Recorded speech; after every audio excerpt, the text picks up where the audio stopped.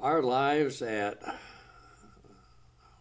Harlingen, Texas in the late 50s. We were there from 1955 to 1961 for 6 years. And my days were mostly Monday through Friday, teaching and flying, regular hours, with some cross-country extended flights and trips in military. Of course, teaching the students in cross-country navigation. So I had I guess what you call an office job. How often were you away though on overnights, and was Marge worried about that since she lost another husband to flying? Okay, the usual training was kind of like an office job. I believe the hours are 7 to 4. And of course, when you flew, you got the mornings off. If you flew night missions, you got the mornings off. If you flew cross country and went to other bases in the training of them, I was away less than a week at a time. And Marge took that very well, better than I expected, having being a widow of an Air Force navigator that crashed. We were flying in T-29s, which is a Convair 240, which is one of the safest airplanes they had. So describe that airplane. The Convair 240 was a 2-engine, run-of-the-mill, mass-produced, by Convair, of course. Very reliable airplane. I mean, is that how many seater? How many people? How big is it?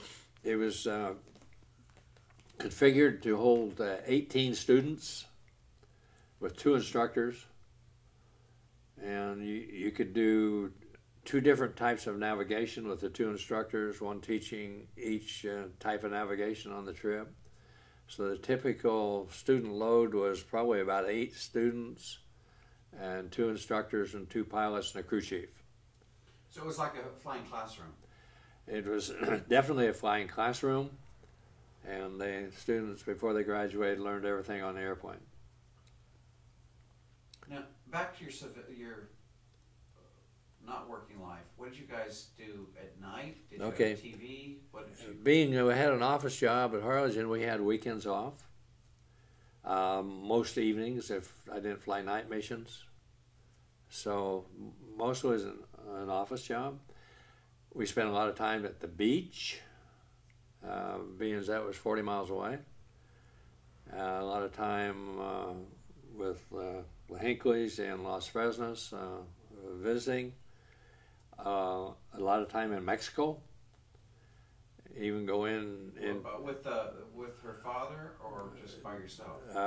With another military family. We drive down to Monterey. The family, the Hinkley family and the Burns family. See, Grandma Helen had a brother, John Burns, there in Brownsville. And what a character. Never did figure out what he did. But anyway, we go across to Matamoros. Many trips across the border to Matamoros. It was very, very safe. And experience Mexico. They all love to go do that, and of course they included us in travels. I don't think we took young Jim very many times to Mexico. I think we had a nanny for him while the family would go to Mexico for dinner. So your social events were divided between military families, friends, and her family. Our social events were extensive between her family, the military families that we knew, and we got to know a lot of military families. So we spent a lot of time at the officers club. We spent a lot of time playing bridge. Bridge was the favorite pastime of the officers at Harlingen. So tell me what that means, spend a lot of time. Would you go on weeknights? How often would you go? We play most any night of the week we might play bridge, particularly on weekends, and not late because we all had to get up the next morning and go to work. So tell me exactly what that's like. You come home. Come home at 4 o'clock, 4:30, and living close to base like that, have dinner or go out to dinner with a group of people. And our social life was quite intense. And activities at the Officers Club and bridge tournaments and what do they call that? The professional bridge player. Marge became a duplicate? I've forgotten. She became a professional bridge player and played in some of the big bridge tournaments, even as far as Houston. You mean where she could win money? Where she could win recognition. I don't know if there's any money with it, but I think he got points towards becoming a whatever they became. I've forgotten. So I didn't get into bridge that deeply as she, but she really enjoyed it, and so had a great time doing that. So that was her individual social activity, and the rest of it was family and couples from the base. In our social life, Marge was a unique individual. I arrived at Harlingen Air Force as a second lieutenant. I was trying to remember. Was she always, at that point, was she going to the Officers Club, and was she have a social life before you met her involving the Air Force?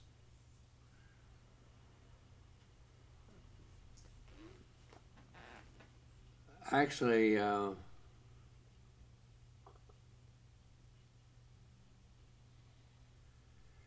Marge had been at Harlingen from May of 1955. Arrived there pregnant with young Jim, and he was born on December 2nd.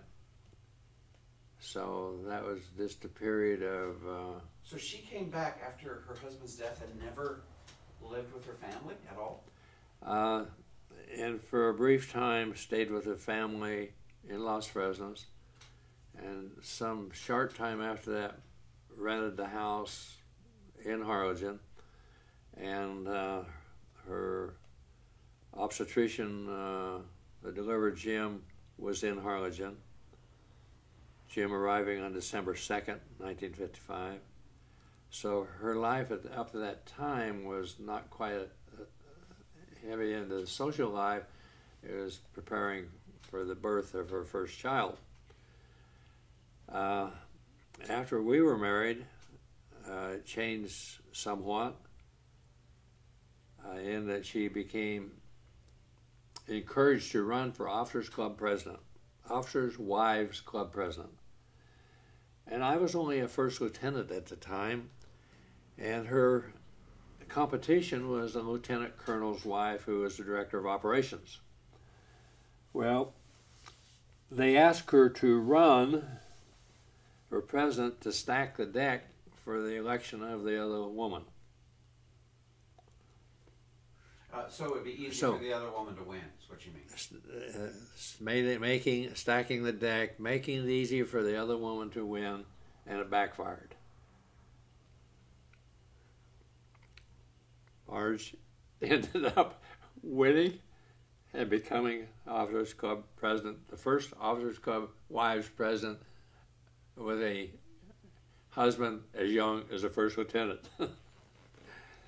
So it thrust us into the social and political life of the base. And on many things, of course, my attitude is I have 3 years to serve. I can stand on my head. You can't do anything but kill me. You can't do a thing to me, but I'll serve my 3 years and I'm out of here. So you didn't care about playing So I didn't care what other senior officers would threaten me with or do to me. I was straightforward and honest in my dealings with them, and together we gained quite a reputation on the base. And do you think that attitude from you came from your basketball days in Lovell being what brought that kind of fearlessness to your personality?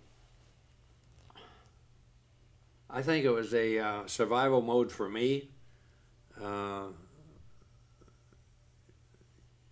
you really can't do anything to me because all you can do is separate me from the Air Force. I do my job, and I'll learn what I can while I'm here. And the independence came from the life that I had led. I was fully independent, able to take care of myself, and so it didn't bother me. Marge, on the other hand, plunged into her new duties and her new social life, which involved a lot of the bridge, and she became really good at it. Of course, she has a lot of, I don't know whether her major was math, but she had a lot of math courses, and she was really good in math. So bridge came very naturally to her. So being president of that club back in the 50s, that would be kind of like her job. Is that the way she approached it? That became her job because, I mean, it was a challenge. Did women have jobs back then, officers' wives? Very few had jobs. Most of the officers' wives are older, and the younger officers' wives, we lived on our pay. And we lived on, a lot of them lived on base, which we didn't do until we went to the next assignment in Waco. The Officers Club was the center of the social arena. A lot of games, game nights, things to do to keep people off the street, probably, and in the club. A lot of them did drink, more than they should. I remember we put on one play, Around the World in 80 Days. And if we could have filmed it, we could have sold it. It was so good. All done by raw talent of particularly the young officers at the base, the instructors. Because we had a cadre of instructors. I don't know how many we had. We had 2 different training squadrons of instructors who did nothing but teach, because we ran navigation trainees, some graduating, probably every month or every other month we had a graduating class. So what did the Officers Club, what was it like? Describe that. It was a very fancy country club. And you joined it, you paid dues, and have the amenities. Had a great chef. So it had a restaurant. Describe all the things that were there. Had a great chef, the big restaurant, a big bar, and the officers made full use of it. So there's a lot of activities, even weekdays. We eat a lot of times, go for dinner at the Officers Club. The wives would come out and join us for dinner, and then we'd go home. Would you get dressed up, or would Marge get dressed up to go to the Officers Club? No, everybody wore the uniform. But I'm talking about the women. The women, yeah, they would dress up, come in, very presentable. There was a dress code in the Officers Club. You couldn't be a bum and go to the club. Had to meet the dress code. And But you didn't have to wear a dress uniform. You could just wear just regular uniform. And women, of course, probably, as I recall, tried to outdress each other. And so what was the culture like then? What was that? Would they have bands play? What kind of music? We had bands come in. We had small quartets and entertainment, continuing entertainment. We had a calendar of entertainment for the month, published every month. Choose what you wanted to go to, made a reservation, and went. It was a big country club. So we worked during the day and had country club at night, if you wanted it. Now, when you did things on weekends, what kind of things would you do? You talk about going to the beach. What was that like? The weekend, a group of guys and their wives would go down to the beach and do the usual things. But we don't know what those usual things are. What would you do? Would you get a hotel room? Would you go fishing? Would you? Because it was such a short drive, we go down and sunbathe, swim, play volleyball on the beach. When we went as a group, when Marge and I would go and take young Jim, we'd go fishing. We'd fish all night. So we did a lot of saltwater fishing there in the bay at Port Isabel. And Port Isabel was a hangout for the military.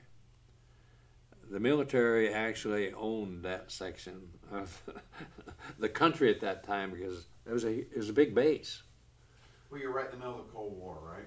And we're sitting there in the middle of the Cold War, and we had air defense identification zones there on the Port Isabel and right up the Texas coast. And you had to be very careful to meet your times coming into that zone. We had what we called the F-102, which was the fighter of the time. They would intercept the planes. So to explain that, you had to be careful about your times. What does that mean? It means you had to. You would often fly off. If we flying the missions out in the Gulf or over water navigation and celestial navigation, we come back and we had to meet our ETA coming into Port Isabel there. That was an entry point also for the aircraft coming in. Or if you were over 3 minutes off, you had to revise it. If you didn't revise it, you had an F-102 sitting on your wingtip. Well, an F-102 sitting on your wingtip was a kiss of death as your career. Because they'd say the pilots can't fly and the navigators can't navigate if you can't meet those. So it was very stringent requirements coming in there. So their radar couldn't see what kind of plane it was? Radar was not like it is today, and didn't identify the type plane. So the F-102s would go up and take a visual look at the airplane coming in. Of course, if it was overcast and you're flying in clouds, the only way you could see them was radar, and the intercepts were radar intercepts by the fighter aircraft. Of course, it's good practice for the F-102s. They love to scramble on a wandering plane, and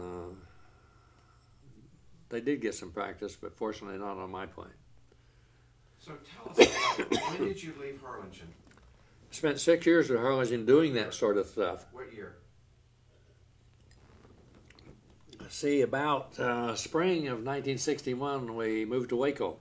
Okay, so you were there during the Eisenhower years, early years of the Cold War. Yeah. Did you think you might, what was your thoughts about or worries about there being a war with Russia, or, well, the political situation was not the global, the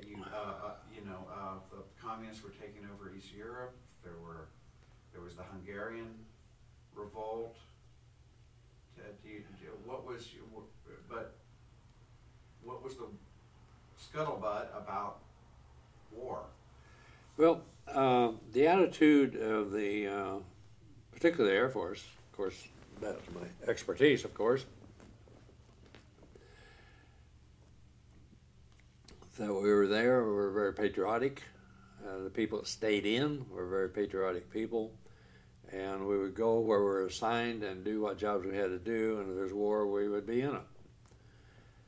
And we didn't sit around thinking about war or what we're doing. We just did our jobs from day to day. And did you think it was likely to come or unlikely to come? Knowing what we knew about our capability in the old B-36, the Peacemaker, then the B-47s and the B-52s that came along, we had the capability that we didn't think Russia would challenge us. And our attitude towards that was the leadership of the countries knew the devastation that would cause, and they weren't about to jump into it and pull the trigger. So we weren't overly concerned about that. We lived normal, happy lives and took our 30 days a year vacation. Another big reason some of the military people stayed. That 30 days off and didn't have to report to anybody anywhere. I'm going to stick on this a little bit. So while you were in Harlingen, Kennedy gets elected. What was the thought about that in the military? Were they worried about that, or was that a positive or negative, or did anyone even care? Well, that was the first Catholic president, John F. Kennedy. We weren't particularly concerned about it because... well, he was very young. Wouldn't that, you worried about he was a military guy, though, I guess. With his military background and heroism, we weren't concerned about it. We didn't have intense policy discussions like we have today with our retired military, which are, things are out of control right now in the military, we feel. Then we figure everything was under control.